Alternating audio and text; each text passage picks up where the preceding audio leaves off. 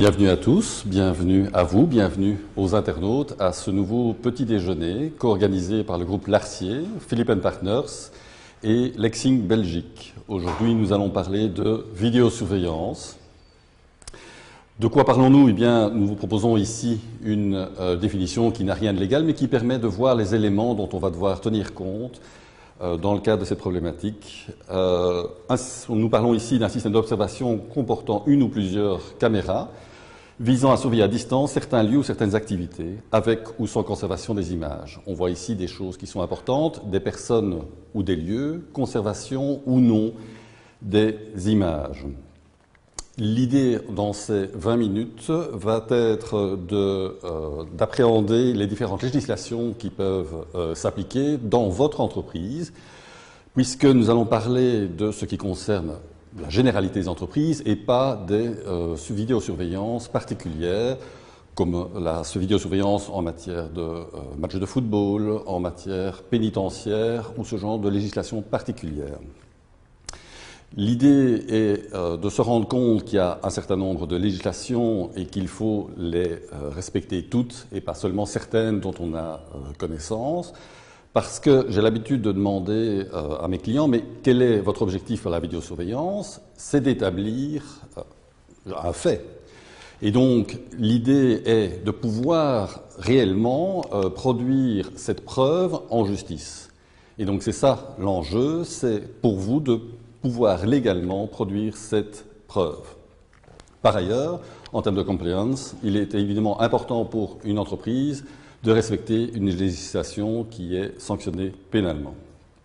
Vous le savez, nous avons une démarche inductive. Nous allons partir de cas concrets pour vous permettre d'appréhender les différentes situations réglées par les différentes législations. Vous avez la possibilité, évidemment ici, mais aussi via l'Internet, de poser des questions. N'hésitez pas à le faire. Nous traiterons dans un second temps vos questions. Première hypothèse, c'est la question de savoir si on va pouvoir surveiller un lieu ouvert.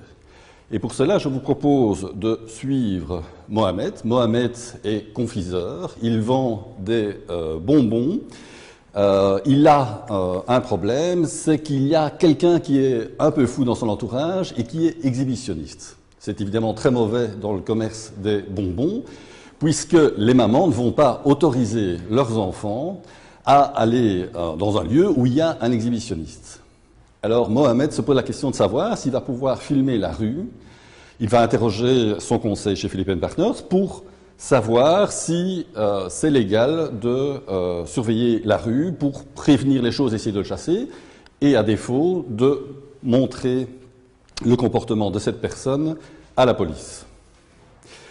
La chose qui est importante de voir au départ, c'est que la finalité ici, c'est le maintien de l'ordre public. L'exhibitionnisme rentre dans la notion d'ordre public. C'est donc une des finalités de la loi du 21 mars 2007 réglant l'installation et l'utilisation des caméras de surveillance, qu'on va appeler la loi caméra.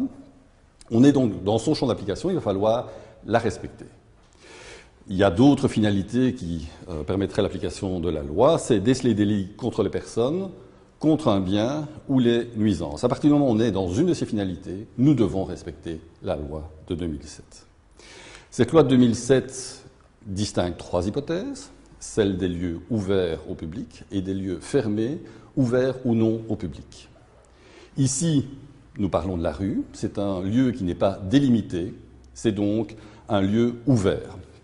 Si nous regardons dans la législation, nous verrons que les lieux ouverts, si on veut les surveiller, il faut demander l'autorisation de la Commission de la protection de la vie privée et des forces de l'ordre, mais surtout que c'est réservé aux autorités. Et là, Mohamed, hélas, va se heurter à la loi et va se rendre compte que ce n'est pas possible de surveiller lui-même la rue. Il va devoir solliciter des autorités communales qu'il y ait une surveillance éventuellement. Rien ne dit qu'il y arrivera, mais en tout cas, ça n'est pas possible pour une entreprise de le faire. Je vous ai dit trois lieux. Le lieu ouvert, le lieu fermé, ouvert ou non au public. Et je cède la parole à Valérie pour qu'elle vous parle de ce lieu fermé. Merci Jean-François. Bonjour à tous. Donc, comme Jean-François vient de vous l'exposer, il y a un système spécifique pour les lieux ouverts, il y a également un système spécifique pour les lieux fermés. Reprenons l'hypothèse de Mohamed. Mohamed est commerçant, confiseur. Pas de chance pour lui, seulement il y a des petits chapardeurs qui ont décidé de venir voler des bonbons dans son magasin. Et donc il souhaiterait pouvoir placer des vidéos, des caméras dans son magasin, mais également dans la réserve située à l'arrière du magasin où se trouve le stock de ces marchandises. Mohamed souhaiterait également pouvoir, dans un second temps, conserver les images qui seront collectées par ces caméras et il souhaiterait pouvoir les collecter aussi longtemps que le disque dur de sa caméra permet de collecter des données. L'objectif de Mohamed ici est vraiment de déceler un délit contre un bien. Il souhaite connaître l'identité de l'auteur des vols. Et donc la loi de 2007, la loi caméra dont Jean-François vient de vous parler, est applicable. Alors, je viens de vous parler de deux lieux différents. D'abord, il y a le magasin, ensuite il y a la réserve. La loi prévoit des conditions qui sont applicables à ces deux types de lieux. Notamment, Mohamed doit effectuer une notification à la commission de la vie privée, ainsi qu'au chef de corps de la police. Il s'agit d'une simple déclaration, ce n'est pas un système d'autorisation. Mohamed doit évidemment toujours agir lorsqu'il effectue un traitement de données en respectant l'intimité des individus et en essayant de limiter au maximum l'ingérence dans leur vie privée. Donc, dans l'hypothèse où Mohamed aurait un magasin de vêtements, il ne pourrait par exemple pas mettre une caméra de surveillance dans une cabine d'essayage. Mohamed devra également traiter seul les données qui seront collectées par ces caméras, puisqu'il est le seul responsable de traitement. Et donc, imaginons l'hypothèse où son voisin est également commerçant, par exemple vendeur de journaux, et subirait également des vols. Mais Mohamed ne pourrait pas montrer les images obtenues par ces caméras à son voisin pour lui permettre d'évaluer si le potentiel voleur est le même dans les deux magasins. Donc, comme je vous ai dit, il y a des caractéristiques qui sont propres à chacun des deux lieux. Alors, le premier lieu, le magasin, c'est un lieu fermé, accessible au public, à savoir que l'objectif, évidemment, de tout vendeur est de permettre à ses clients de pénétrer dans ce lieu pour pouvoir effectuer des achats.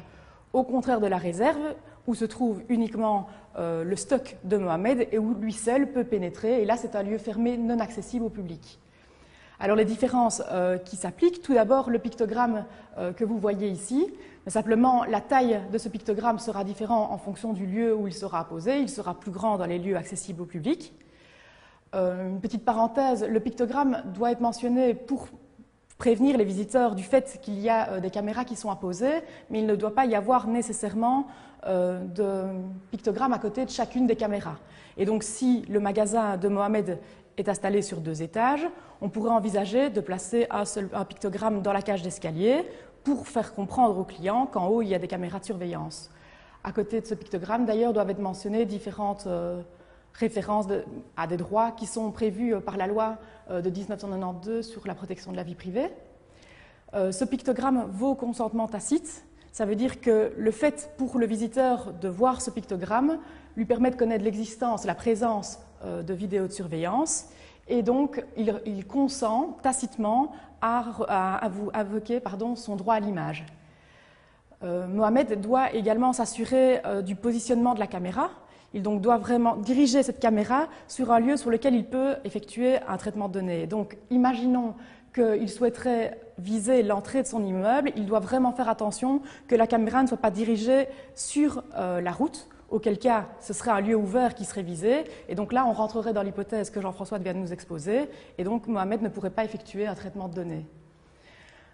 Si Mohamed veut filmer sa réserve, il le peut évidemment, il peut enregistrer les données qui sont collectées, il peut également les visionner en temps réel, à condition évidemment toujours utiliser les données dans l'objectif de la finalité visée initialement. Par contre, dans son magasin, il ne pourra pas utiliser les données de la même manière. Il devra notamment, s'il souhaite enregistrer les données, il ne pourra le faire seulement dans l'hypothèse où ça lui permettrait d'avoir une preuve de la commission d'une infraction ou de connaître l'identité de l'auteur de l'infraction. S'il souhaite visionner en temps réel, également, il sera limité par rapport aux images collectées dans le magasin, à savoir, il ne pourra le faire que si ça lui permet d'intervenir immédiatement et de mettre fin à un trouble, à un dommage, stopper une infraction ou même une atteinte à l'ordre public. Alors, dans le petit casus que je vous ai expliqué au départ, Mohamed sollicitait de savoir s'il pouvait conserver les données tant qu'il le voulait. Eh bien non. La loi de 2007 prévoit que les données collectées pourront être collectées pendant maximum 1 mois. C'est un maximum, ça ne veut pas dire qu'automatiquement les données seront conservées pendant 1 mois. Il peut être prévu que les données seraient conservées dans un cas précis pour par exemple 48 heures. Et puis dans l'hypothèse où la finalité peut être atteinte dans un délai plus court que le délai autorisé, immédiatement lorsque la finalité est atteinte, on efface également les données. Alors, quelle est la conséquence juridique de la conservation des données? Eh bien, une image permet d'identifier un individu, elle constitue donc une donnée à caractère personnel. Lorsque l'on conserve les données, on effectue un traitement de données à caractère personnel et selon la Commission de la vie privée, donc la loi de 1992 sur la protection de la vie privée est applicable.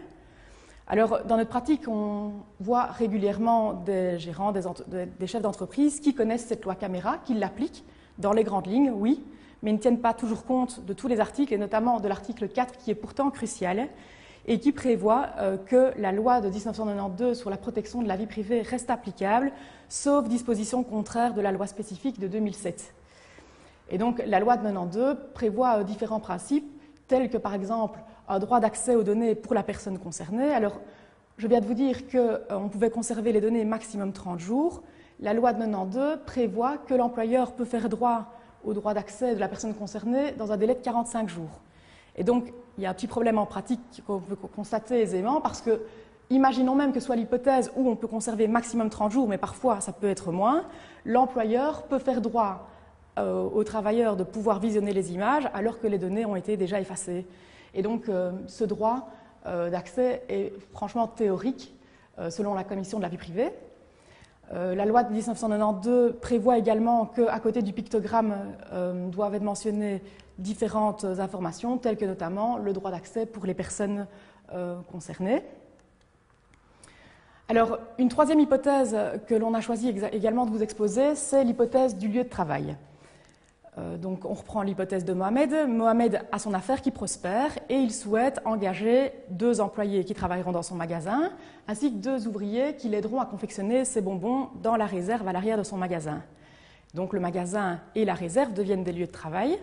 Et la première question qu'on peut se poser, c'est de savoir si on doit appliquer la Convention collective de travail numéro 68, relative à la protection de la vie privée des travailleurs à l'égard de la surveillance par caméra sur le lieu de travail.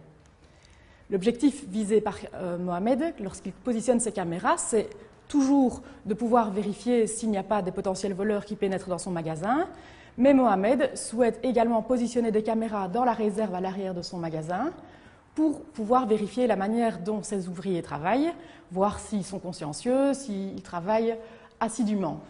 Et donc, on voit, selon ici le slide, que les 2 objectifs visés par Mohamed dans le présent casus rentrent dans les finalités prévues par la Convention collective de travail, c'est-à-dire la protection des biens de l'entreprise ainsi que le contrôle du travail des travailleurs. La Convention prévoit également qu'on pourrait effectuer un traitement, par exemple en matière de sécurité et de santé. Cela signifierait que, par exemple, Mohamed placerait une caméra dans sa réserve pour filmer le fonctionnement d'une machine et vérifier que celle-ci n'a pas de dysfonctionnement et ne risque pas de blesser les travailleurs. Il pourrait également contrôler le processus de production tant des machines que des travailleurs. Et donc, ici, dans le cas d'espèce, comme je viens de l'exposer, la convention collective s'applique et celle-ci a pour objectif d'assurer le respect de la vie privée des travailleurs dans l'entreprise tout en mettant en balance avec l'intérêt du bon fonctionnement économique de l'entreprise. 2 grandes hypothèses doivent encore être distinguées dans les films qui peuvent être obtenus par Mohamed. Alors, soit Mohamed souhaite diriger sa caméra sur un lieu ou sur une machine exclusivement, auquel cas c'est le système de la loi de 2007 qui s'applique et on peut effectuer une surveillance permanente. Mais si Mohamed souhaite filmer ses travailleurs, dans ce cas-là, la convention collective prévoit que la surveillance ne pourra être que temporaire. Mohamed doit toujours surveiller de manière adéquate, pertinente et non excessive. Il doit limiter toujours, tant que faire se peut, les ingérences dans la vie privée, tant des travailleurs que des potentiels clients. Et donc, imaginons que le magasin de Mohamed ait la superficie de cette pièce, avec 2 rayons. Il ne pourrait pas placer 15 caméras dans le magasin pour vérifier la présence d'éventuels voleurs. Mohamed doit également, en vertu de la Convention collective de travail, informer les travailleurs, soit par l'intermédiaire du conseil d'entreprise s'il y en a un, du comité pour la prévention et la protection du travail ou de la délégation syndicale s'il y en a. Ici, il n'y a que 2 employés et 2 ouvriers, donc Mohamed va s'adresser directement à ces travailleurs. Et qu'est-ce qu'il doit leur donner comme information? Il doit les informer des finalités du traitement des données. Donc ici, les caméras sont placées pour surveiller l'existence de potentiels vols et également, ils sont informés du fait que leur travail sera contrôlé. Mohamed doit également dire si les données seront conservées ou non. Il doit indiquer le nombre de caméras qui seront positionnées ainsi que l'endroit où celles-ci seront positionnées. Et il doit également, lorsqu'on surveille les travailleurs, prévoir les périodes pendant lesquelles ceux-ci seront surveillés, pendant les périodes de fonctionnement des caméras. Donc, dans l'hypothèse, ici, clairement, les travailleurs de Mohamed sauront que le lundi matin et le vendredi après-midi, à 2 endroits spécifiques dans le hall et dans le magasin, ils seront surveillés. Et donc, ils savent qu'à ce moment-là, ils doivent pertinemment être consciencieux dans leur manière de travailler, au contraire des autres moments où ils pourront être un peu plus laxistes, voire papoter entre eux. Malheureusement, aucune caméra de surveillance ne pourra les filmer à ce moment. Si jamais la finalité poursuivie par le responsable de traitement a un impact sur les droits et les obligations du travailleur, par rapport notamment à leur rémunération, dans ce cas-là, ces informations doivent être également mentionnées dans le règlement de travail. Et donc, on voit, au vu de l'ensemble des informations qui doivent être fournies par le responsable de traitement aux travailleurs, que ceux-ci sont vraiment protégés par la Convention collective de travail qui limite l'efficacité des vidéosurveillances. Mais malheureusement, il faut respecter cette législation. Alors, lorsque le chef d'entreprise a mis en route un système, il peut, en cours de route, décider de rajouter, par exemple, une caméra supplémentaire. Et dans ce cas-là, il faut toujours vérifier qu'on limite au maximum les ingérences dans la vie privée des individus. Et donc, le conseil d'entreprise doit effectuer un examen par rapport aux mesures mises en place et également vérifier que les mesures sont toujours adaptées au développement technologique. Pour en revenir à la conservation des données, les données collectées doivent toujours être évidemment collectées de bonne foi. Elles doivent être collectées en conformité avec la finalité décrite au départ. Donc ici, Mohamed souhaitait vérifier l'existence de vol et le contrôle de ses travailleurs. Si par la suite, il a une image qui lui permet, par exemple, de vérifier, de constater le dysfonctionnement d'une machine, il ne pourra pas utiliser l'information collectée pour le traitement ici, vu que la finalité n'était pas visée initialement. La Convention collective de travail ne prévoit pas de durée de conservation des données, comme la loi de 2007. Toutefois, comme la Convention est franchement protectrice des travailleurs, on ne voit pas pourquoi les données collectées et qui pourraient jouer à l'encontre des travailleurs pourraient être collectées et conservées pendant plus que 30 jours, comme la loi de 2007 le prévoit. Et alors, comme il y a traitement de données, évidemment, la loi de 1992 sur la protection des données, de la vie privée, reste applicable. Et donc, il y a pour les personnes, les travailleurs, un droit d'accès, de rectification. S'ils veulent invoquer ces droits, ils peuvent également se faire assister d'un délégué syndical. Ils peuvent, au besoin, également saisir la commission de la vie privée s'ils l'estiment opportun. Et alors, un point qui est vraiment important à rappeler ici, c'est que la Convention collective de travail ne prévoit pas l'obligation d'effectuer une déclaration à la commission de la vie privée, au contraire de la loi de 92. Et donc, malgré le fait que la Convention s'applique, la loi s'appliquant également, le responsable de traitement devra effectuer cette déclaration, à défaut de quoi, il risque de ne pas pouvoir invoquer en justice une preuve collectée si elle est collectée illégalement, c'est-à-dire sans avoir respecté les dispositions de la loi de 1992. Donc là, voilà, on vient de tracer les 3 grandes législations applicables en matière de vidéosurveillance. Reste maintenant à envisager les sanctions qui pourront être appliquées dans l'hypothèse d'un non-respect de ces dispositions. Et je cède la parole à Jean-François pour vous traiter ce dernier point. Merci. Oui, parce que finalement, tout ça, ce sont des législations, mais quelle est l'importance, quel est l'intérêt pour l'entreprise de respecter ces législations? Eh bien, je vous l'ai dit au début de ce petit déjeuner, c'est l'objectif de la vidéosurveillance, c'est d'apporter la preuve d'un certain nombre de faits. Ici, nous avons une image prise par la caméra de Mohamed et on voit bien que c'est le papa du petit Jonathan qui volait en fait les bablutes dans le magasin. A priori, il va pouvoir s'en servir, pour autant qu'il ait bien respecté les différentes législations et conditions fixées. C'est ça toute l'importance de les respecter. Ça veut dire que si il est, dans le premier cas, il devait respecter la loi de 2007 et la loi de 1992 puisqu'il conserve les données, et si en plus il y a des travailleurs, il faut respecter la convention collective. Si c'était un employé qui volait les bablutes, il faut évidemment que la convention collective soit respectée pour qu'il puisse se servir de cette image comme étant un des éléments qui établira la faute grave de l'employé, puisqu'il ne faut pas perdre de vue que la convention collective dit bien que cette preuve qui est recueillie par la vidéosurveillance est un des éléments et ne peut pas être le seul élément qui justifierait une décision vis-à-vis du travailleur. Mais c'est évidemment un élément important.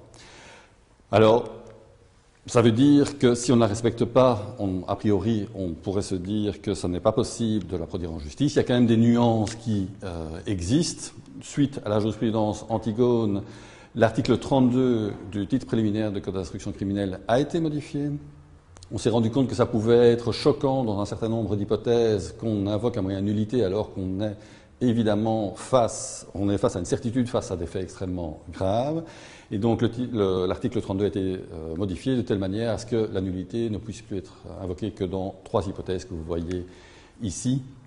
Il y a donc des nuances par rapport à ce que nous venons de vous dire. De la même manière, en droit social, la jurisprudence a nuancé la convention collective, l'application de la convention collective. C'est la jurisprudence Manon. C'était une hypothèse de surveillance légale d'une caisse enregistreuse. Fortuitement, on a vu que c'était un travailleur. Là, les tribunaux du travail, et pour finir, la Cour de cassation, ont reconnu que, puisque dans l'ensemble c'était légal, on pouvait utiliser cette preuve. Ne pas respecter les lois, c'est aussi s'exposer à des sanctions pénales, c'est le deuxième volet, puisque ces législations sont punies par un certain nombre d'amendes. Les amendes de la loi de 2017 sont relativement modérées, puisque c'est avec les décimes additionnelles, on aboutit à un maximum de 6 000 €. Celles de 1992 sont plus élevées, puisque là on arrive déjà à 100 000 €. Néanmoins, quand il y a une coexistence entre les deux lois, on s'accorde à dire que puisqu'il y a des amendes spécifiques, ce sera les amendes les plus faibles qui vont s'appliquer. Mais il n'est évidemment pas acceptable pour une société d'être sanctionnée pénalement, et en termes d'image, qu'il soit rendu public qu'on ne respecte pas la législation sur la vie privée ou la législation caméra peut évidemment être désastreux. Alors, nous vous proposons une petite checklist des choses auxquelles vous devez penser. Si le lieu que vous surveillez, a priori, n'est pas un lieu de travail, bien, il faut évidemment penser à faire les déclarations à la Commission de la protection de la vie privée et à la police. Vous allez devoir remplir une obligation d'information qui passe par le pictogramme et ses mentions. Troisièmement, prendre des mesures concrètes, donc voir dans cette hypothèse-là combien de temps je dois conserver, bien diriger les caméras. Un conseil peut évidemment vous aider dans ces démarches qui sont peut-être difficiles d'appréhension concrète. Et il va falloir penser à faire une évaluation périodique. Les choses peuvent évoluer, la caméra peut bouger pour 1000 raisons. Vous pouvez remplacer votre caméra par une caméra qui est plus performante et qui, alors qu'on ne voyait pas du tout le trottoir, maintenant on le voit tellement elle est devenue performante. Donc ces choses-là doivent être appréciées de façon régulière, de telle manière à ce qu'on ne puisse pas dire que dans la mise en œuvre que vous avez faite, il y aurait violation de la loi. Ne pas perdre de vue, comme on a voulu vraiment insister sur ce point, sur le fait que s'il y a conservation des données, la Commission de la protection de la vie privée a bien dit que la loi de 1992 était applicable. Il va falloir donc respecter ces différentes obligations complémentaires. Si en plus c'est un lieu du travail, eh bien, il faudra informer le travailleur, soit directement s'il n'y a pas de conseil d'entreprise, mais donc il y a différents organes, mais en tout cas il faut informer. Il faut prendre des mesures concrètes pour respecter la convention collective et aussi périodiquement évaluer les choses. Et de même, ne pas oublier que s'il y a conservation, la loi de 1992 est applicable. Donc, par exemple, il faudra faire la déclaration qui n'est pas prévue par la convention collective. Donc vraiment, n'oubliez pas qu'il y a différentes lois qui peuvent être applicables à une même hypothèse et respecter chacune d'entre elles. Ça ne sert à rien d'en respecter qu'une seule si l'autre aussi doit être respecté et peut amener des sanctions. À défaut, un bon avocat pourra peut-être sauver votre preuve, mais l'idée est quand même de la respecter immédiatement pour ne pas avoir à passer par le biais d'un avocat. Pour ce qui est de la convention collective, on l'a vu, il y a des limites extrêmement importantes qui existent, puisque l'information du travailleur est telle que, sauf s'il est vraiment totalement inconséquent, ça va être difficile de se servir de ce moyen de preuve, mais on a vu aussi que la jurisprudence avait permis de trouver des solutions. Et donc on peut sans doute aller au-delà de la convention collective, même si on doit rester dans les limites fixées par celle-ci. Nous vous remercions pour votre attention. Et je vous invite à nous poser des questions si vous le souhaitez, ici ou peut-être les internautes. Oui, bonjour. Moi, je me pose la question de savoir s'il faut respecter toutes ces lois si les caméras qu'on a positionnées sont factices. Donc des caméras factices, ce sont des fausses caméras. L'objectif de la loi de 2007, c'est pouvoir s'appliquer lorsqu'il y a une collecte de données, de transmission de données, voire la conservation de données. Des fausses caméras ne permettent pas d'effectuer un quelconque traitement, et donc la loi de 2007 ne sera pas applicable.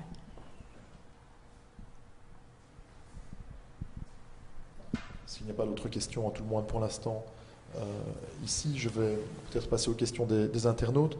Un internaute peut-être un petit peu espiègle propose la question suivante. Mon système de surveillance a été installé en 2006. La loi étant entrée en vigueur en 2007, suis-je concerné par celle-ci? Eh bien, internaute espiègle, d'une part, ne perd pas de vue que la loi de 1992, si on conserve les données, était déjà applicable et vous auriez déjà dû faire une déclaration et respecter la plupart des principes qui sont prévus dans la loi de 2007, qui n'est jamais qu'une application spécifique, mais un certain nombre des éléments étaient déjà applicables grâce à la loi de 1992. Mais surtout, la loi de 2007 prévoyait cette hypothèse et a donné un délai de 3 ans aux titulaires de vidéosurveillance, de systèmes de vidéosurveillance, pour se conformer à la législation.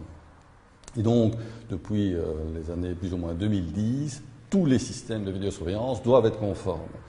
Et donc, il faut faire sa déclaration et il faut respecter les principes prévus dans la loi. Et donc, l'espièglerie ne sera pas récompensée. Il faut respecter cette législation. Autre question d'un internaute. L'écran peut-il être situé à l'entrée ou à la caisse, comme dans certains magasins ou hôtels? Donc, le principe de l'article 9 est, on l'a rappelé, que seul le responsable du traitement ou le personnel affecté à la surveillance peut avoir accès au système de vidéosurveillance et aux moniteurs. Et donc, ça n'est pas du tout légal que tout le monde puisse le voir. Il est vrai que dans une série d'hôtels, par exemple, ça se trouve au desk du concierge, ou dans les magasins de vêtements, on voit. Alors, l'idée est évidemment pour eux d'attirer l'attention sur le fait qu'il y a un système de vidéosurveillance, mais ça, c'est le rôle du pictogramme. Le rôle des moniteurs, c'est de permettre de visionner les choses, parfois en temps réel, parfois simplement au titre de preuve, mais c'est seulement accessible aux responsables du traitement ou à son personnel, et les images ne pourront être remises qu'à la police, éventuellement. Alors, le sujet déchaîne les passions. Qu'en est-il des vidéos parlophones? Alors, la loi caméra de 2007, elle s'applique lorsqu'il y a des vidéosurveillances qui ont pour objectif une surveillance ou un contrôle. Généralement, quand on place un vidéoparlophone, l'objectif c'est d'identifier les visiteurs qui se présentent à la porte. Donc, en principe, on devrait considérer que la loi de 2007 ne s'applique pas. Si évidemment le système de parlophone est utilisé pour pouvoir déceler par exemple une atteinte contre un bien ou contre une personne, alors évidemment la loi de 2007 sera applicable. Dans ce cas-là, il faut ne pas oublier d'apposer le pictogramme dont on a parlé tout à l'heure, il faut faire une déclaration à la commission de la vie privée, etc. Si par contre on décide de recourir au service de parlophonie pour identifier uniquement les individus, la commission de la vie privée considère qu'il faut distinguer en deux hypothèses. Dans l'hypothèse où c'est une entreprise, une association, etc., qui effectue le traitement alors la loi sur la protection de la vie privée est applicable vu qu'il y a un traitement de données. Par contre, si c'est un particulier qui le fait dans son usage personnel ou domestique, alors à condition de respecter les 3 conditions que je vais vous énumérer, la loi caméra, mais la loi sur la protection de la vie privée ne seront pas applicables. Et les 3 conditions qu'il faut remplir, c'est ne pas conserver les données, placer le système de vidéo juste à côté de la porte d'entrée pour permettre aux visiteurs de connaître l'existence de ce système de vidéo parlophone. Et enfin, le système de vidéo parlophone doit être intégré dans le système de la sonnette. Merci beaucoup. Et alors, la dernière question arrivée. Qu'en est-il des images ou films sur YouTube pour retrouver un présumé coupable? C'est en effet de plus en plus fréquent, mais c'est hélas illégal. Enfin, je ne pense pas que ce soit hélas illégal. Ça semble légitime qu'on ne mette pas comme ça en pâture les gens qui n'ont pas été jugés comme étant coupables et qui sont simplement suspectés. C'est le même ça découle du même principe que ce que j'ai évoqué précédemment. L'article 9 dit que ne peut avoir accès aux images que le responsable du traitement. Et donc, aller mettre une photo, une copie écran sur sa vitrine ou aller mettre le petit film sur YouTube, c'est donner accès à d'autres personnes à ces données. La bonne attitude, c'est en fait de les transmettre aux forces de l'ordre. Et les forces de l'ordre, elles, ont une habilitation légale à diffuser le spot si elles le souhaitent. On a tous vu des spots après le journal parlé sur la RTBF. Eh bien, c'est en application d'une législation qu'ils le font et c'est la bonne méthode. C'est les forces de l'ordre qui s'occupent de ce genre de choses et pas nous ou les entreprises ou les particuliers. Donc, c'est le principe, c'est toujours la même question découlant de l'article 9 de la loi. Donc, est-ce qu'il y a encore des questions? Eh bien non. Je vous remercie alors pour votre attention et je vous donne rendez-vous dans un mois pour un prochain IR Légal avec le plus grand plaisir.